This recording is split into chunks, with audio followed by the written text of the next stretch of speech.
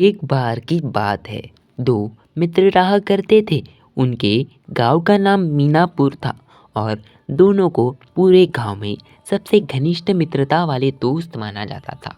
दोनों को जंगल में घूमना बहुत पसंद था। इस कारण दोनों अपने गांव के पड़ोस वाले जंगल में घूमने के लिए निकल पड़े। घूमते घूमते वे लोग इतने मगन हो चुके थे कि वे अपने गांव का रास्ता भी भूल चुके थे।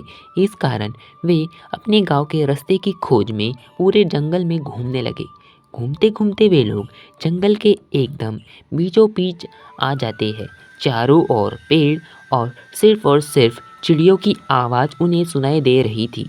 इस कारण दोनों बहुत ही ज़्यादा डर चुके थे।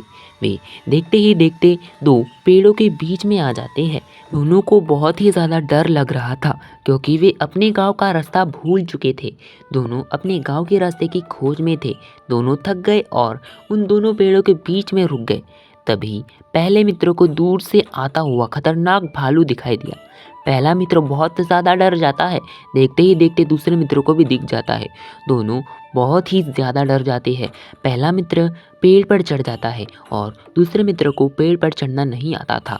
इसलिए दूसरा मित्र वहीं पर लेट गया क्योंकि उसने कहीं पर पढ़ा था कि भालू मरे हुए इंसानों को नहीं खाता। इस कारण से वे मरे हुए इंसान की एक्टिंग करने लग गया और भालू देखते ही देखते दूसरे मित्र के करीब आ जाता है और उसे सूंघने लगता है कि आखिर यह है कौन जो कि मेरे रास्ते पर गिरा हुआ है।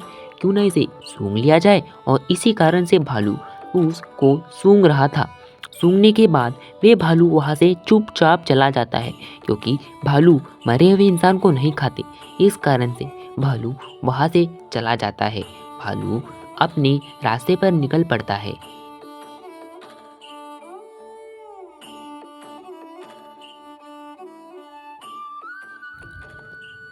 भालू के वहाँ से चले जाने के बाद दूसरा मित्र उड़ जाता है और पहला मित्र दूसरे मित्र से पूछने लगता है कि आखिर उस भालू ने तुम्हारे कान में क्या कहा और कैसे कहा। उसने तुम्हें कुछ किया क्यों नहीं। तुम तो सो ही रहे थे।